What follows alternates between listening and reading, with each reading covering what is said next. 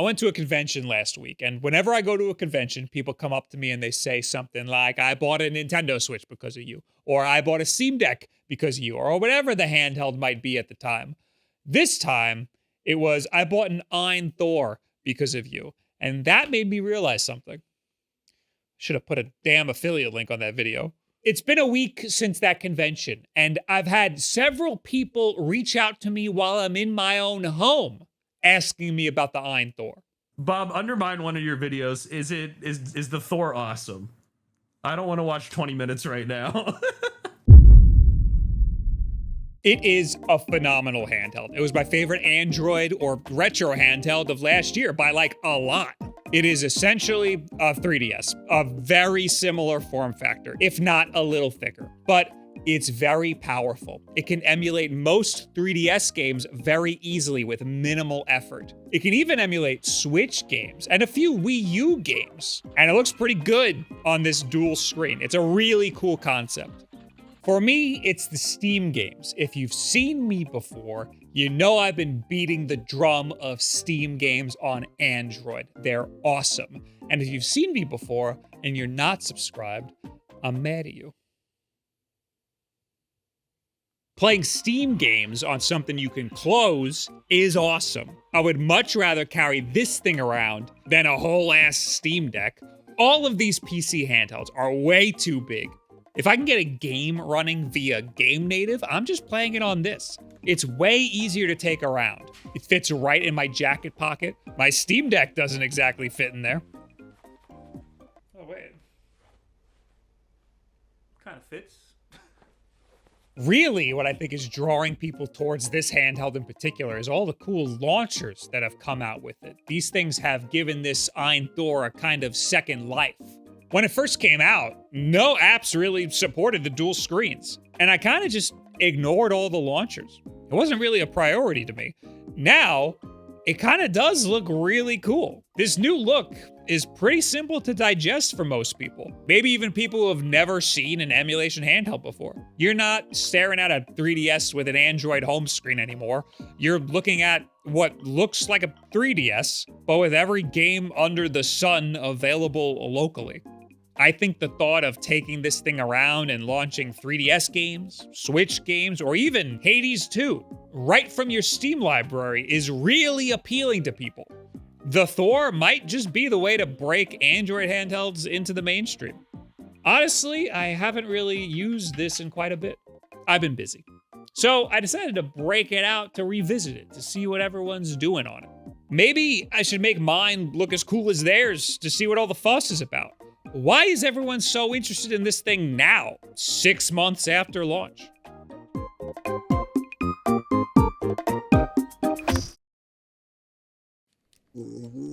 Oh man, I should have eaten some before this triple showing of The Lord of the Rings. How much is left? What?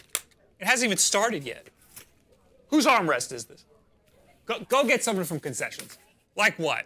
Chips and cheese? I'm gonna put chips and cheese in my IBS app? Your what app? Never mind. Ah, it's mad at me now for having a sip of your soda. Fine. I wasn't gonna do this, but here, you can have my factor meal. I brought it in my bag. You just have to go find a microwave. You have a bag? Yeah, that's right. Man, this guy sucks! This video is sponsored by Factor. Factor's fresh, never frozen meals are ready in just 2 minutes. All they have to do is heat it up and enjoy. Skip the grocery store's prep work and cooking fatigue. Instead, get chef-curated, dietitian-approved meals delivered right to your door. Now they've got smoothies, juices, wellness shots, and now they got daily greens for your gut. Ask for the bag back. No, you ask for it back. If I ask for the bag back, I'm gonna get violent. Well, if I ask for it, I'm gonna get sucked into their polycule. Do you want to get sucked into? No! Okay. Having Factor in the fridge and ready to go has been great to prep me for situations like this, so I don't have to go fumbling around for food that I can eat. You can try it for yourself by going to factor75.com and use code YAHUNGRY FDG to get 50% off your first Factor box and some free daily greens. That's code YAHUNGRY FDG to get 50% off your first box and free daily greens. All right. Thank you, this Factor really hit the spot. So how'd you get the bag back? I'm in their polycule now. Hey, Stop hogging the armrest! I'm not even touching you. I'm gonna punch this guy. No, don't! My polycule! I first got my hands on the Thor right when it was launching, maybe even before it launched. So at that point, not a lot of apps were supporting the dual screen configuration. And there was like one launcher that supported dual screen, and it kind of sucked. Now, getting everything on here is way easier. Sometimes I use an Android app called Obtainium that will automatically update any of the apps that I have on my Android devices via side loading. Not apps that I have via the Play Store, but apps that I've installed myself. And that happens to be most of the apps that I have.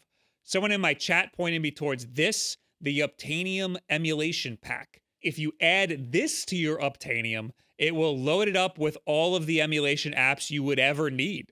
From here, you can bulk download as many as you think you need. You definitely don't need all of them, so you should just kind of go through them and see which ones are best for you. Obtainium will also easily update all of these when necessary. This makes setting up your brand new Ein Thor way easier. You don't have to navigate to a million different GitHubs. You can just do it all right from inside this one app. It is a bit annoying to use, though, if you already have your Ein Thor set up like I do. It doesn't always use the apps that you have already. Sometimes it'll do a different fork, so it'll install next to the one that you have, and it won't have all of the same settings as the one you have. It's a little bit annoying. I would recommend this for somebody who is starting fresh with a brand new Ein Thor. Then it makes setup way easier. Now, I did have some people ask me if this was a good entry-level emulation handheld. I'm gonna say no. I think that if you've never had any experience with the Android platform or emulating on any other devices, then this thing is kind of like jumping into the deep end, which is fine. You'll figure it out eventually.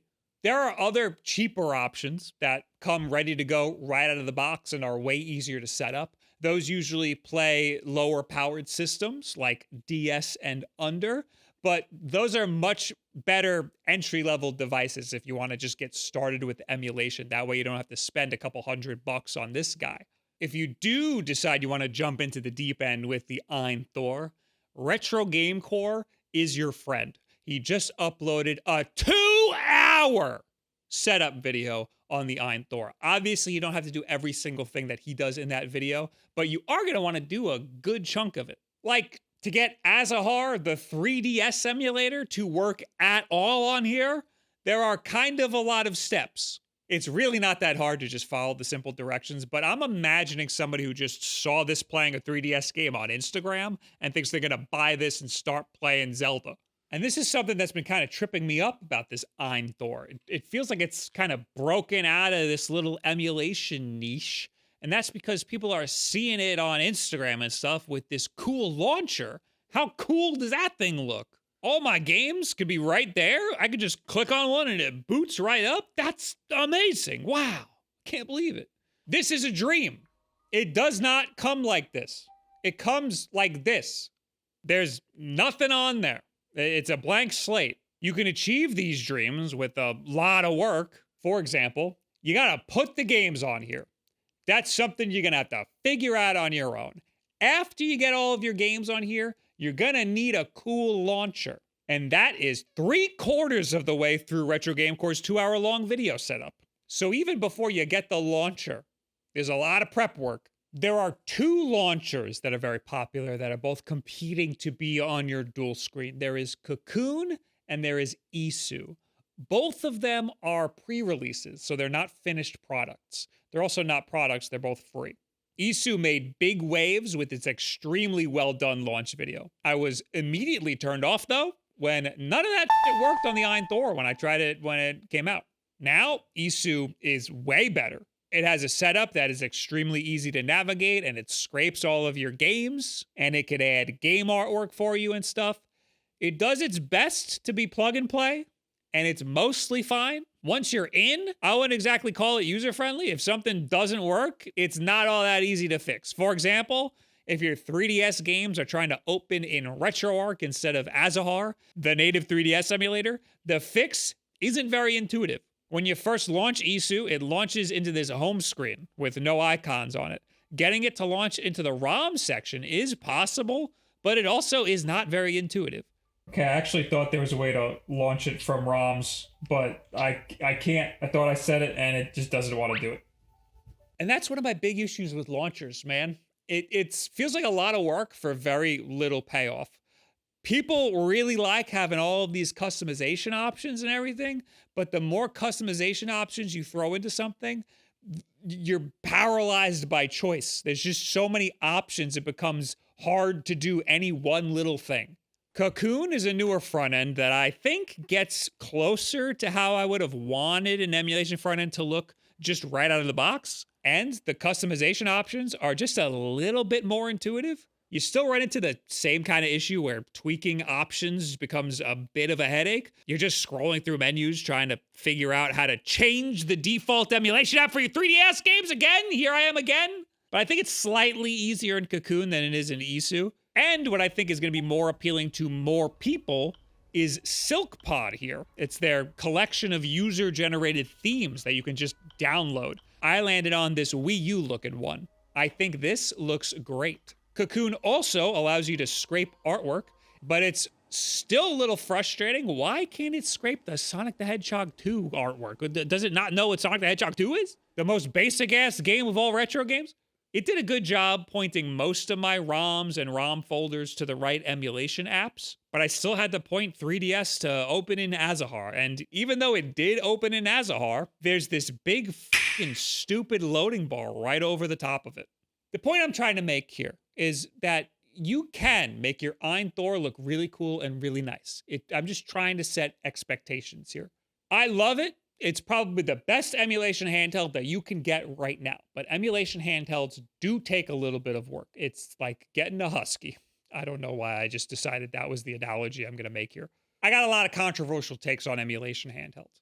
First of all, they're called emulation handhelds. Calling them retro handhelds doesn't make any sense. A retro handheld is a Game Boy. That's a retro handheld. This is an emulation handheld. But my hot take is that I actually kind of just like the launcher that it comes with. I don't need all of this. It's nice to look at, but sometimes it feels like an extra barrier between me and the game that I want to play. I know that Azahar is the app that I want to use to play 3DS games. So why don't I just launch Azahar and click on the game from there? That just seems so much more intuitive to me. I could see a launcher like Cocoon working really well for maybe somebody who doesn't want to see how the sausage is made. Maybe you want to gift this to somebody. They could just turn it on, it'll launch right into Cocoon, and they can just open the game they want and just start playing. That could be cool. And you know what? Maybe if you're new to this, maybe you want to set everything up once and just launch all of your games from Cocoon or maybe Isu and do that for the rest of your life. Maybe you don't want to know how the sausage is made either. But eventually, this configuration will break. Eventually, you will need to see how the sausage is made. Eventually, a game that you want to play just won't launch, or an app update might screw something up in the pipeline, and you're going to have to go in there and fix it. And if you don't know how the sausage is made, I don't know why. I'm very bad at analogies today. Or maybe you'll need to access the stock Android launcher, which happens to me very frequently all of the time. And oh, wow. Okay, that time it did it. It's right there. All right. You know what? That wasn't too bad. But now how do I get it back? I have to open Cocoon a second time. All right. So I don't like front ends that much. I see the appeal. I understand why people would want all their stuff to look so nice, but I just want to get in the game and start playing it. Except when it comes to RetroArch games. So anything that's like two-dimensional, anything that's N64 and lower, I don't like having to launch games through RetroArch. That needs a front end. So on my Ein Thor, I have it launched straight into the standard Ein launcher. I actually like it like this. All of my most important apps are right here, nice and big. And if I want to play 3DS, I can just click on the Azahar icon. If I want to play a Steam game, I can just click on Game Native. And for anything else, the entire bottom screen is just a regular Android launcher. This is an Android device, so I kind of just like to treat it like an Android device. If I want to navigate my ROM library, I can still launch Cocoon, although these dual screen launchers really don't like it when you don't make them your main launcher. They try to take over the whole device anyway. Quitting it and taking it off of both of your screens kind of takes an extra step. And if you intend to have your Ein Thor look something like this, then I got great news for you. This is how it comes stock. You'll still need to get all of those apps, but that's not that difficult. What if, say, your main priority is just playing Steam games? Well, for that, all you need is Game Native. That's the app that you're going to use to play all of your Steam games. You just download Game Native, log in with your Steam account, and all of your stuff is right there. And for the simple indie games like Hollow Knight Silksong or even like Hades 2, those run amazing on just their default configurations. You don't have to do anything. It's extremely simple to just plug in and start playing. You can play some pretty hefty games like Resident Evil 2 Remake. That actually just got optimized in Game Native, but I would curb your expectations a bit. You're running a 3D AAA game like that at extremely low settings with an extremely low frame rate, if even at all. This can be your mini Steam Deck if you want something for those smaller games like indie games. I would say for smaller games, Game Native has kind of an 85% success rate on here, which is pretty great. If you remember when the Steam Deck first came out, it probably had an 85% success rate for small games too. We often forget how janky the Steam Deck was when it first came out. Most games that I try to get working on here, they work just great. If I wanted to play something like Resident Evil 9, I'd probably want something bigger with a bit more power anyway. Keep in mind when I say 85% success rate, I'm not even bothering trying like Helldivers 2 or something on here. Obviously, that's not going to work. I played a ton of Ball X Pit on the Thor. I bet that's the game I played most on here. That worked great with just the default settings. That's a small enough game where having to lug around a big Steam Deck felt very unnecessary. So this felt like the perfect device for a game like Ball X Pit. And that's sort of a mindless game, so having a YouTube video on the bottom screen, that's kind of been sick. Slay the Spire 2 is another game I've been sinking a lot of hours into. Now, this game actually does not work with Game Native at all for some reason. But there's another app called Slay the Spire 2 Launcher. It's extremely easy to set it up with this. You just log in with your Steam account again, and it just downloads Slay the Spire 2 with your cloud save, and it just runs at default settings perfectly. This is me trying to set expectations again. If you're just trying to play low-powered Steam games, you're going to probably be pretty good. But I'd say about 15 to 20% of the time, you're going to have to tweak some settings or find a workaround, or it might just not work at all for you. If you want to get an Ein Thor and there's a specific Steam game that you want to play or group of games, I would highly recommend checking out the MU Ready website and going over to the Ein Thor and seeing if anybody has had any success with that specific game. I would still be highly skeptical of people who are getting high frame rates on 3D AAA games on here. Like, no one's labeling Cyberpunk as playable on here. I'm sorry, that's ridiculous. Most of these low-powered stuff will be just fine with the default drivers and settings, but I've been using these Mr. Purple drivers for most stuff, and sometimes it gives you a little extra boost in performance. Sometimes you gotta try a different driver. I would set that driver up in apps like Eden and Azahar too, if you can. If you're a launcher nerd and you really want to go through all of that, you can now put these Steam games on your launcher as well. RetroPup has a video on that. There's yet another app that you can get called Steam Shortcut Generator, and it just generates shortcuts for your Game Native games, and those go right into your Cocoon launcher. I'll admit, that's kind of cool, and it's making me like the idea of launchers a little more. Couldn't get it to scrape the artwork though. Not sure what that's about. See, there's always something. But Cocoon still gives me an issue with 3DS games, so that kind of defeats the whole purpose of this being a modern 3DS. I'm not trying to deter anybody from getting an Ein Thor. That's not the purpose of this video. I finally put an affiliate link on this video. I do think it is the best Android handheld. It might be the best emulation handheld. It might be the best indie game machine. The best 3DS emulator. This thing is great. Ein makes some of the best emulation handhelds out there. Not a lot of the other companies are making good emulation handhelds. AYN Neo is up there. Their PC handhelds, they're ass. All I'm doing is setting expectations. You cannot just buy an Ein Thor and expect it to look like this. You have to do a lot to it, which you can do. It is possible. This is an emulation enthusiast console. It doesn't have to be. If all you want to do is just play some games, you will have an easy, great time depending on the game, but you are going to do a little bit of setup. If you want an aesthetic Instagram showpiece, set aside a lot more time. You got to do a decent amount of setup and a lot of curation to your library here. And there's nothing wrong with that. Go nuts. It does look pretty. What do you guys think about the Ein Thor now after a couple of months of being out? I haven't touched this in a long time because there's been so many other things and I review them. So I've been bouncing between all different ones. And I compare them to this sometimes, but I've been playing games everywhere else. But if I could get one, this is probably it. Also, there's different versions. A lot of people really want the max, and they want that because of the 1 terabyte of storage. How many DS games are you putting on here? I think the Pro, and most reviewers just have the Pro. That seems to be the flagship one. That one's just fine if you want to save a couple bucks. I don't think you're getting any additional performance here. There is also a micro SD card slot, so if you need more storage, you can put as much as you want in there.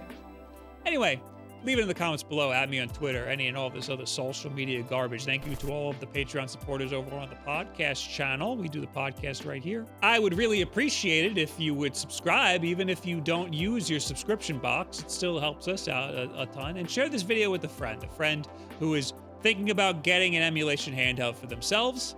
This is probably the one to get. Thank you very much. You have yourself a very good week.